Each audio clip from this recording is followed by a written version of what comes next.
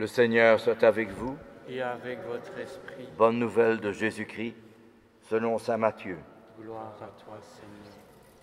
En ce jour-là, paraît le Jean le Baptiste, qui proclame dans le désert de Judée: « Convertissez-vous, car le royaume des cieux est tout proche. » Jean est celui que désignait la parole prononcée par le prophète Isaïe, voix de celui qui crie dans le désert. Jean préparait le chemin du Seigneur, rendait droit ses sentiers. Jean portait un vêtement de poil de chameau et une ceinture de cuir autour des reins. Il avait pour nourriture des sauterelles et du miel sauvage. Alors Jérusalem, toute la Judée et toute la région du Jourdain se rendaient auprès de lui et s'étaient baptisés par lui dans le Jourdain, reconnaissant leurs péchés. Voyant beaucoup de pharisiens et de sadducéens se présenter à son baptême, Jean-Baptiste leur dit: « Engeance de vipères, qui vous a appris à fuir la colère qui vient? Produisez donc un fruit digne de la conversion. N'allez pas dire en vous-même: nous avons Abraham pour père, car je vous le dis, des pierres que voici, Dieu peut faire surgir des enfants à Abraham. Déjà la cognée se trouve à la racine des arbres. Tout arbre qui ne produit pas de bons fruits va être coupé et jeté au feu. Moi, je vous baptise dans l'eau pour la conversion. Mais celui qui vient derrière moi est plus fort que moi, et je ne suis pas digne de dénouer ses sandales. Lui vous baptisera dans l'Esprit Saint et le feu. Il tient dans sa main la pelle à vanner, il va nettoyer son aire à battre sur le blé, il amassera son grain dans le grenier. Quant à la paille, il la brûlera au feu qui ne s'éteint pas. » Acclamons la parole du Dieu. Louange à toi, Seigneur Jésus. Nous célébrons aujourd'hui le deuxième dimanche de l'Avent qui nous prépare à cette fête de Noël. Mais comment mettre en pratique ces paroles de Jean-Baptiste? Convertissez-vous. C'est ce qu'il nous dit dans cet évangile. Car le royaume des cieux est tout proche. Que veut dire se convertir? Et cette fête de Noël, c'est justement la fête de l'incarnation. Et Jésus s'incarne et se fait l'un d'entre nous pour que nous devenions, comme disait la préface de Noël, transformés par sa présence, que nous devenions éternels. Mais comment faire cette conversion aujourd'hui? La première chose, c'est le silence. Et le silence n'est pas l'absence de bruit. D'un côté, oui, on ferme sa télévision, on ferme la musique, on reste dans le silence. Mais le silence est d'abord une présence. C'est la présence de Dieu, c'est la présence de Jésus, c'est la présence du Christ. Et cette présence, c'est celle qui vient à l'intime de mon cœur. Et le critère même de la vérité de cette présence, c'est qu'elle est tellement irradiante qu'elle m'apprend à me changer moi-même. Aujourd'hui, c'est un tel, on critiquera celui-là et celui-là et celui-là. Mais dans la prière, dans la présence de Dieu, la présence de Jésus, c'est tellement fort, c'est tellement puissant, tellement lumineux, que mes petites fautes deviennent vraiment des grosses fautes. Parce que le bon Dieu, c'est un soleil. Alors tout ce qui est petit devient grand. Alors je me rends compte que je suis moi-même pécheur.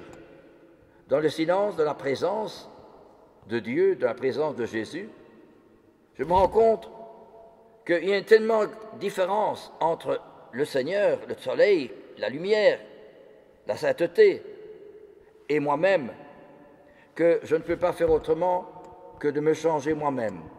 Et que je me rends compte que c'est moi, le premier, qui suis un pécheur. Même pas seulement un pécheur, mais un grand pécheur. Parce que cette distance entre Dieu et moi est tellement grande, est tellement forte, est tellement puissante, que je me rends compte que moi, le premier, je dois changer. Je me rends compte que je suis un grand pécheur. Et c'est cela qu'on a pu aujourd'hui, cette présence dans le silence. Je me rends compte d'une présence qui me change, qui m'appelle à me changer.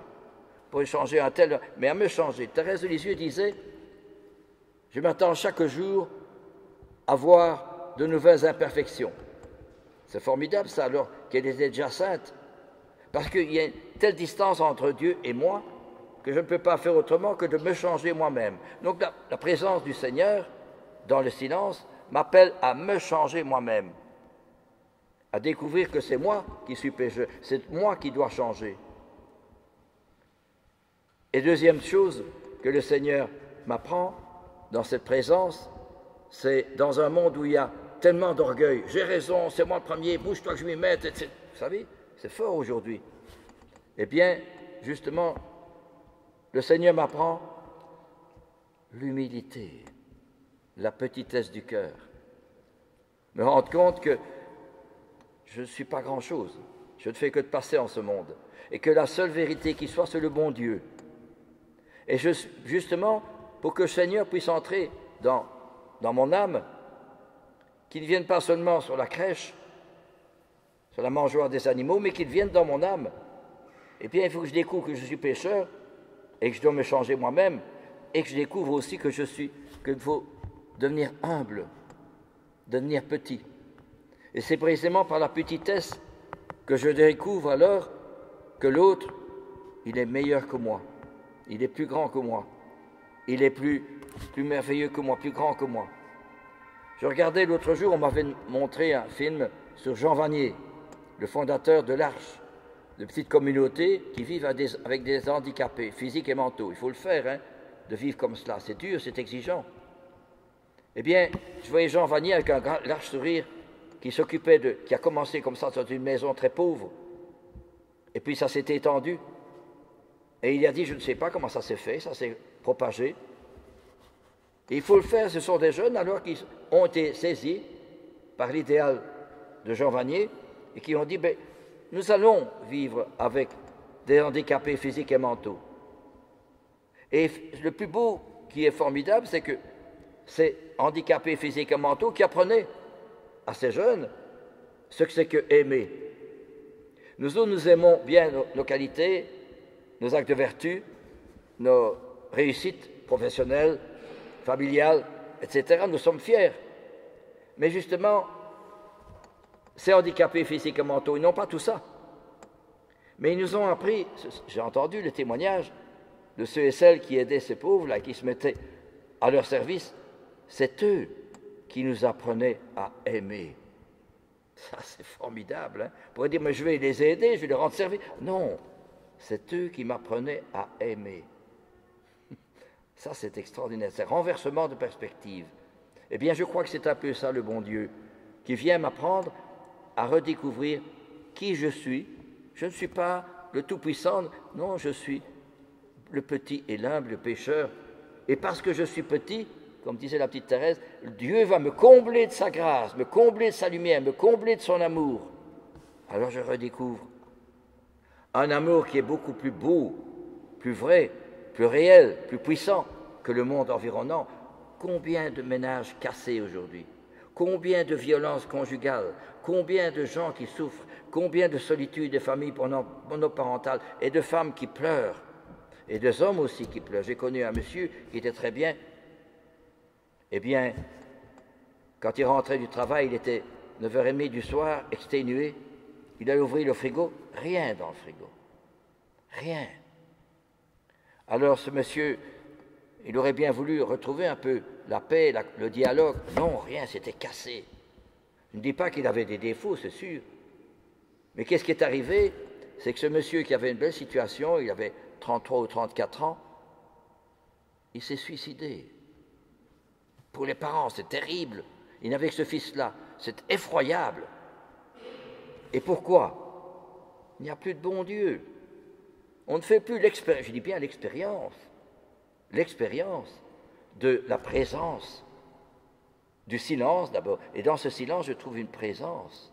Mais une présence qui est beaucoup plus belle que la présence de l'extérieur, qui est une présence d'humilité, qui fait que je me reconnais moi-même, le premier, moi qui vous parle, hein, je découvre que je suis pécheur, que j'ai encore bien beaucoup de choses à changer en moi.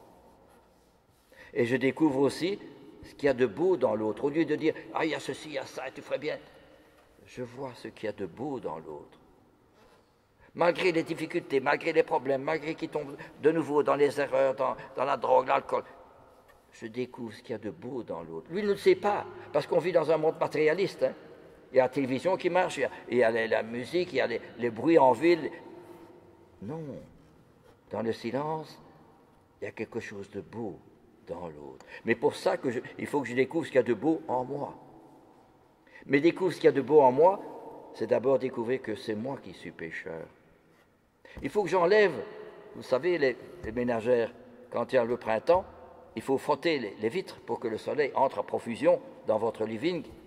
Bien, c'est la même chose. Il faut enlever les impuretés, les choses encore sombres qui se trouvent dans mon âme pour que le soleil du bon Dieu entre à profusion dans mon âme.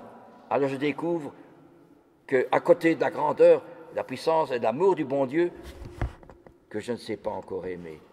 Comme ces gens-là qui vont aider des enfants, des personnes handicapées physiques et mentaux, c'est dur, vous savez cela. Eh bien, dans le film, ces gens-là, ces jeunes qui allaient se mettre au service de ceux-là, ils nous disaient, c'est eux qui nous apprenaient ce que c'est que aimer.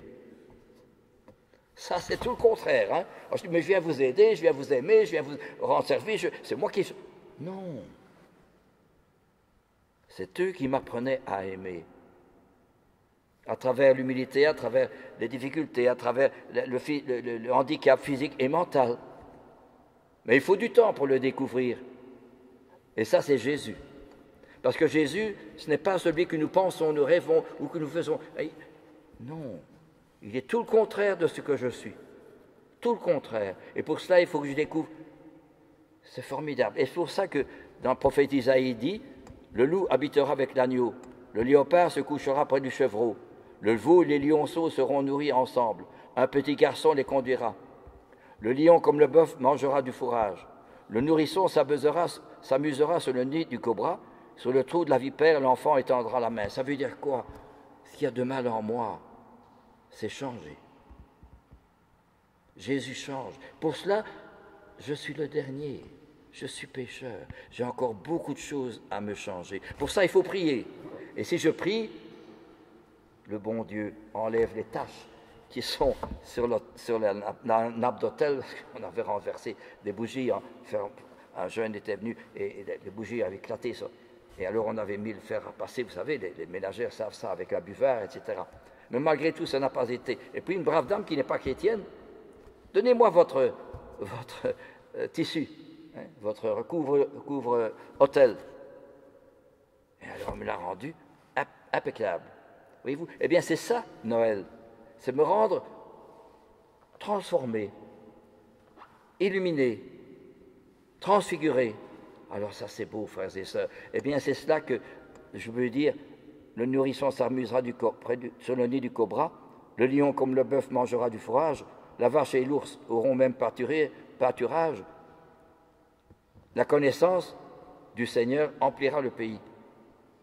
Sur le trou de la vipère, l'enfant étendra la main. Ça veut dire que tout ce sera dans la paix, l'amour, la vérité, la joie. Mais pour cela, il faut aimer la dernière place. Mais ça, c'est le contraire du monde. Ah non, réussite, performance, moi je suis bien, regardez, formidable, fantastique, tout. Non. Retrouvez la dernière place. Pourquoi? Parce que cette dernière place, je découvre Jésus. À travers le handicapé physique et mental, je trouve l'amour. Et c'est cela que peut-être nous oublions. Et s'il y a des illuminations pour Noël sur les magasins et tout ça, des illuminations avec de la musique, pourquoi est-ce qu'il y a des illuminations? Ce n'est qu'un signe. On a perdu ce que ça veut dire. Mais c'est le signe de ce que mon âme est illuminée par le Christ.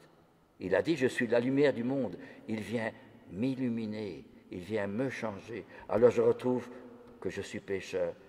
La dernière place, l'humilité. Mais à cette dernière place, et je suis pécheur, ah non, je trouve la joie des joies.